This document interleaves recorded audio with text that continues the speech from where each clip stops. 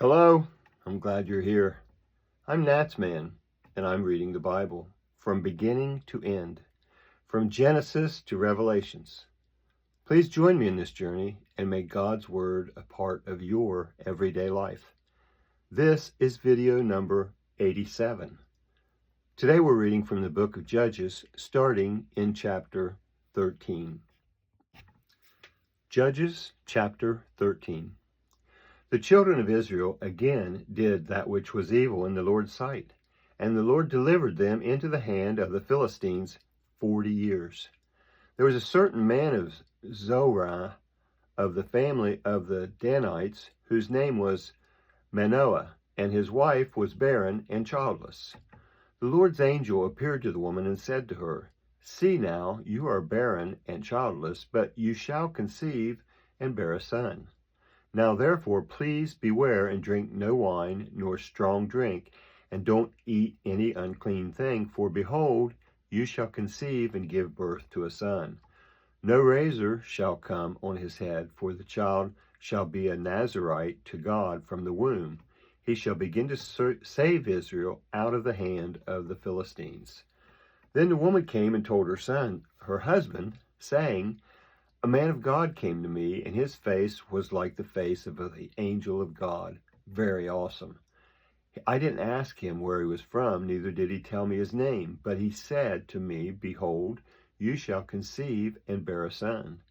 And now drink no wine nor strong drink, don't eat any unclean thing, for the child shall be a Nazarite to God from the womb to the day of his death." Then Manoah entreated the Lord and said, "O Lord, please let the man of God whom you sent come again to us and teach us what we should do to the child who shall be born." God listened to the voice of Manoah, and the angel of God came again to the woman as she sat in the field, but Manoah, her husband, wasn't with her. The woman hurried and ran and told her husband, saying to him, "Behold, the man who came to me that day has appeared to me." Manoah arose and followed his wife, and came to the man and said to him, "Are you the man who spoke to my wife?" He said, "I am." Manoah said, "Now let your words happen. What shall the child's way of life and mission be?" The Lord's angel said to Manoah, "Of all that I said to the woman, let her beware. She may not eat of anything that comes of the vine, neither let her drink wine or strong drink, nor eat any unclean thing. Let her observe all that I commanded her." Manoah said to the Lord's angel, "Please stay with us, that we may make a young goat ready for you." The Lord's angel said to Manoah, "Though you detain me, I won't eat your bread. If you will prepare a burnt offering, you must offer it to the Lord." For Manoah didn't know that he was the Lord's angel. Manoah said to the Lord's angel, "What is your name, that when your words happen, we may honor you?" The Lord's angel said to him, "Why do you ask about my name, since it is incomprehensible?" So Manoah took the young goat with the meal offering and offered it on the rock to the Lord. Then the angel did an amazing thing as Manoah and his wife watched. For when the flame went up towards the sky from off the altar, the Lord's angel ascended in the flame of the altar. Manoah and his wife watched, and they fell on their faces to the ground. But the Lord's angel didn't appear to Manoah or to his wife any more. Then Manoah knew that he was the Lord's angel. Manoah said to his wife, "We shall surely die, because we have seen God." But his wife said to him, "If the Lord were pleased to kill us, he wouldn't have received a burnt offering and a meal offering at our hand, and he wouldn't have shown us all these things, nor would he have told us such things as these at this time." The woman bore a son and named him Samson. The child grew, and the Lord blessed him. The Lord's Spirit began to move him in Mahanadan between Zorah and Eshtaol. That's the end of Judges 13. Now Judges 14. Samson went down to Timnah and saw a woman in Timnah of the daughters of the Philistines. He came up and told his father and his mother, saying, "I've seen a woman in Timnah of the daughters of the Philistines. Now therefore get her for me as my wife. Then his father and his mother said to him, Isn't there a woman amongst your brother's daughters, or amongst all my people, that you go to take a wife of the uncircumcised Philistines? Samson said to his father, Get her for me, for she pleases me well. But his father and mother didn't know that it was of the Lord, for he sought an occasion against the Philistines. Now at that time the Philistines ruled over Israel.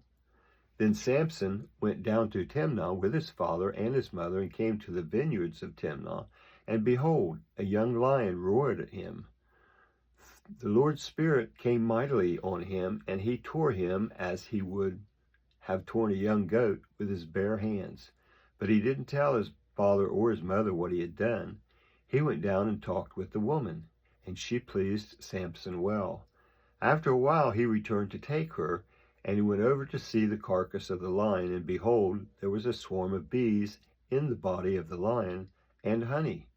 He took it into his hand and went on, eating as he went. He came to his father and mother and gave to them, and they ate, but he didn't tell them that he had taken the honey out of the lion's body. His father went down to the woman, and Samson made a feast there, for the young men used to do so. Then they saw him. When they saw him, they brought 30 companions to be with him. Samson said to them, Let me tell you a riddle now. If you can tell me the answer within 7 days of the feast and find it out, then I will give you 30 linen garments and 30 changes of clothing. But if you can't tell me the answer, then you shall give me 30 linen garments and 30 changes of clothing.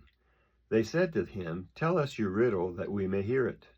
He said to them, Out of the eater came out food. Out of the strong came out sweetness. They couldn't in 3 days declare the riddle. On the 7th day, they said to Samson's wife, Entice your husband that he may declare to us the riddle, lest we burn you and your father's house with fire.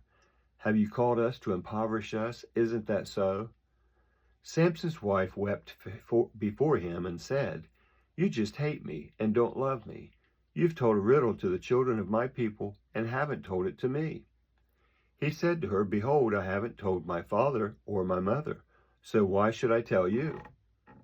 She wept before him the 7 days, while their feast lasted, and on the 7th day he told her, because she pressed him severely, and she told the riddle to the children of her people. The men of the city said to him on the 7th day before the sun went down, What is sweeter than honey? What is stronger than a lion? He said to them, If you hadn't plowed with my heifer, you wouldn't have found out my riddle. The Lord's Spirit came mightily on him, and he went down to Ashkelon and struck 30 men of them. He took their plunder, then gave the changes of clothing to those who declared the riddle. His anger burnt, and he went up to his father's house. But Samson's wife was given to his companion, who had been his friend. That was 14, now 15. But after a while, in the time of wheat harvest, Samson visited his wife with a young goat. He said, I will go in to my wife's room. But her father wouldn't let him go in. Her father said, I most certainly thought that you utterly hated her. Therefore, I gave her to your companion. Isn't her younger sister more beautiful than she? Please take her instead. Samson said to them, This time I will be blameless in the case of the Philistines when I harm them.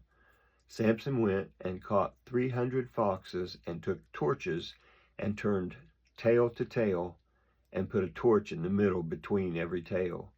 When he had set the torches on fire, he let them go into the standing grain of the Philistines and burn up both the shocks and the standing grain and also the olive groves.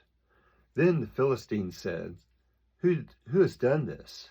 They said, Samson, the son-in-law of the Timnite, because he has taken his wife and given her to his companion. The Philistines came up and burnt her and her father with fire.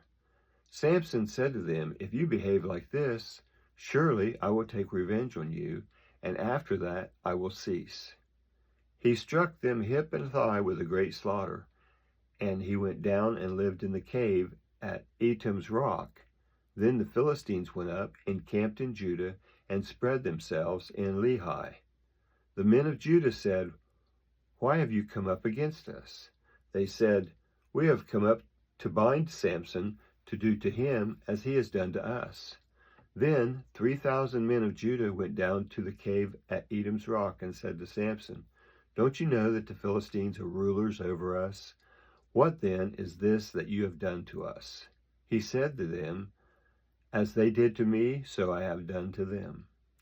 They said to him, "We have come down to bind you, that we may deliver you into the hand of the Philistines." Samson said to them, "Swear to me that you will not attack me yourselves." They spoke to him, saying, "No, but we will bind you securely and deliver you into their hands, but surely we will not kill you."